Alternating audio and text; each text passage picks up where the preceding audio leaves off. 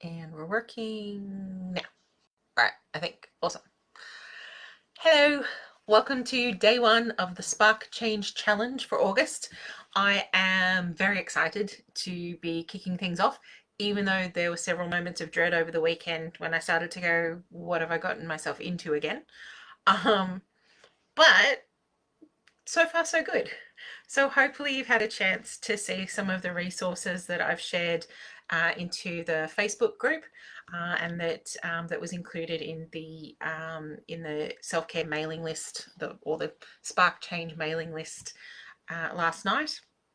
And that's pretty much what I'll do each day. So each day there'll be a post on some examples of how you can be implementing the theme for the day, some quotes, hopefully some more comedians talking about stuff that's exactly on theme with what we're doing today.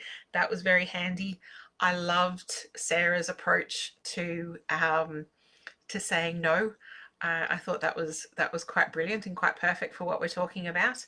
I hope everybody heeded the not suitable for work or kids comment before they watched that one, but I hope you enjoyed, because laughter is a fairly useful self-care tool as well.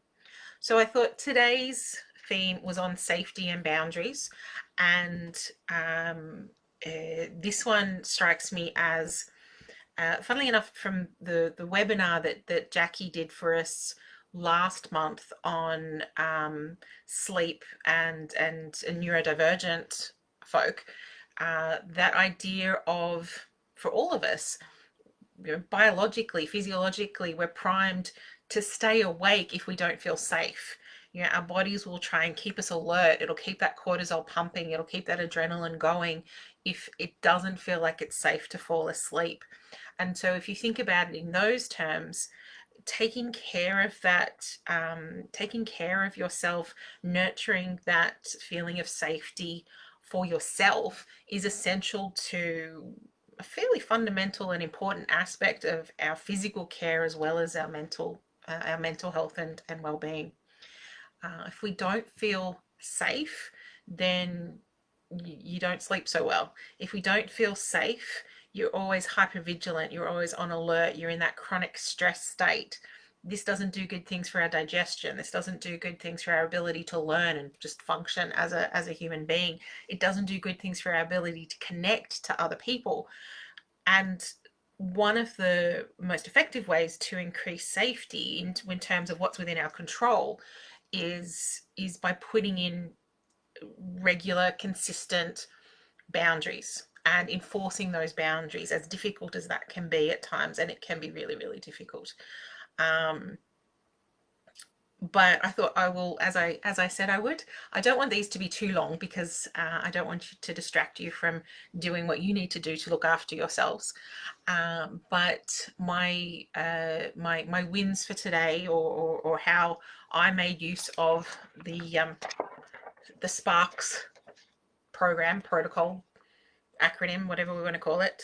I should probably think of something for that. I two things in particular. Um, One was achievement accomplishment.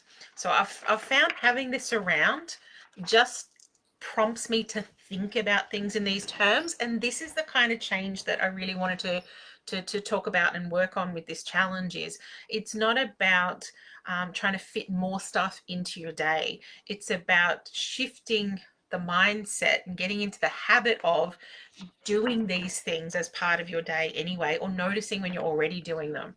So I had a session today with a long-term client, like a very long-term client, someone who I'd worked with as a child, and who I'm now working with as an adult, which is just kind of terrifying.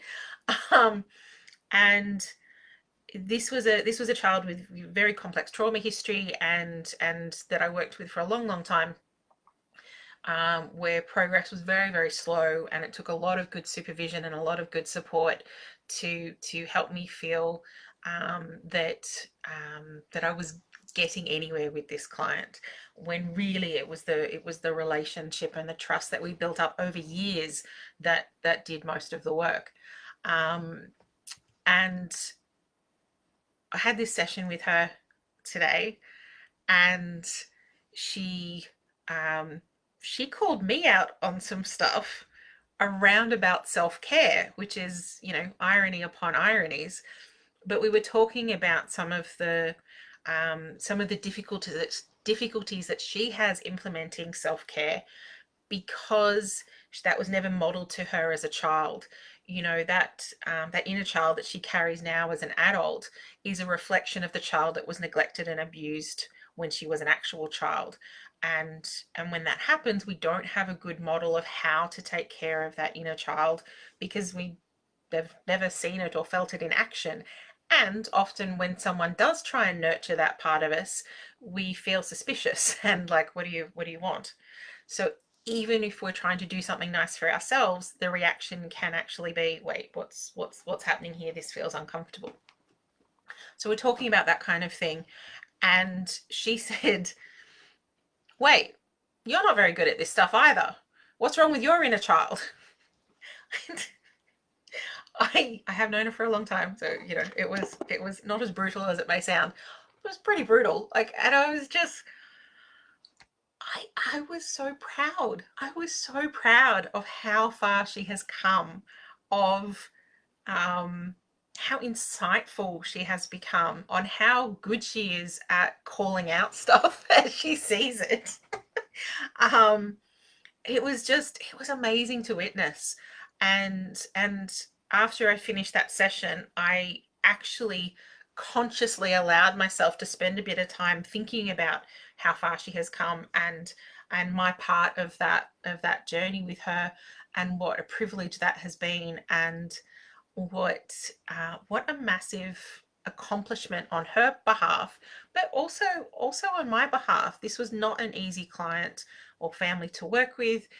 There have been a lot of obstacles over the years in doing this work with them, and I stuck through some quite difficult moments there,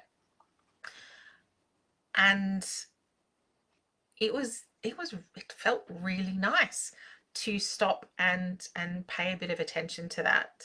And we're not talking long. We were talking about, the time it took me to get up and make a cup of tea and come back for my next client. But I was consciously thinking, instead of like, oh, what are we going to have for dinner tonight, and I should be doing this and all the rest of it, I'm like, no, I'm going to take this 2 minutes, and I don't have to concentrate to make a cup of tea. I can do something else. I can think about something else while I'm making the cup of tea. And I want to think about just how far this client has come and how amazing it has been to see this happen. And it felt so good. It feels weird now telling you about it, because it feels a bit braggy, and I'm going to have to think about and deal with that one later.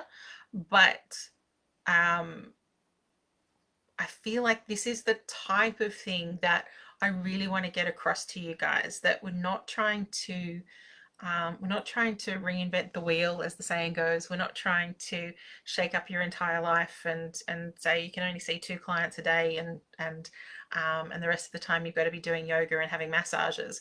It's finding those moments, prioritizing and paying attention to these things throughout the day, not in a way that's going to add any extra time to your day or any extra tasks. I would have been making that cup of tea anyway and thinking about, yeah, what to make for dinner or whatever.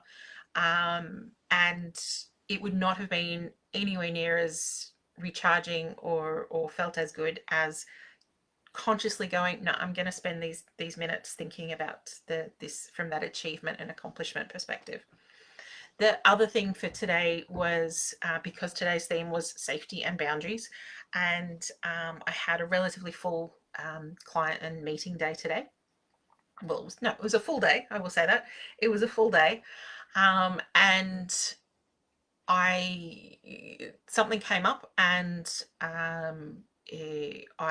my default pathway habit that I'm trying to break was, I was going to put it in my lunch break and just get it done then. And I stopped and went, wait a sec. This feels like it's got something to do with the theme of today: safety, boundaries. What do I actually need in this time? I've just had 3 back-to-backs, and what I actually need is to get up and move around a bit and have something to eat, and actually take care of myself a little bit. So yes, it would be more convenient for this person if I put this into my lunch break, but I'm going to say no, as Sarah would say. I'm going to say no. We'll have to schedule this for later in the week. I can't actually fit it in today. And that actually felt really uncomfortable and really awkward, and I had to tell myself, no, come on, behavior change, it takes time, it always feels uncomfortable at first. Pick up the pen with the wrong hand, try and tie your shoelaces. If you do rabbit ears, try and tie them the other way. Any type of behavior change, no matter how big or small, always feels uncomfortable. So if you feel uncomfortable saying no to this, you really need to say no to this, and it's going to help with resetting these boundaries. And I did. And I got up and I had a little bit of food, and then I laid on the couch for like 10 minutes with the dogs, just patting the dogs, and again, it was awesome. And I feel so much better this afternoon. So that was, well, using the time that was actually already set aside for, eating and such, but using it to actually do some nurturance, to take care of myself, to listen to what my body needed. I've been a bit sick the last week or so, and I'm still a bit not quite 100%. So my body was saying, no, you actually need a little bit of rest. You need to step away from the work. And yeah, having a cuddle with the dogs on the couch in the middle of the day felt incredibly decadent.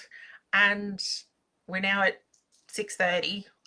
Usually I would be switching off from the computer and grumbling off and feeling exhausted. And I actually feel quite energized still. So there really may be something to all of this self-care bullshit. That's my final thought for today. I hope you have found this helpful. I hope it has sparked some ideas for you and really given you that idea of what I mean about, we're not trying to add in extra stuff to your day. We're just making use of the time that you already have in a different way to create a different effect. And what definitely has for me today. So we'll see how this goes. We'll see how this goes by the end of the week and the end of the month. But so far, I'm pretty happy with day one of the Spark Change Challenge, and I hope you have been too. See you tomorrow. Bye.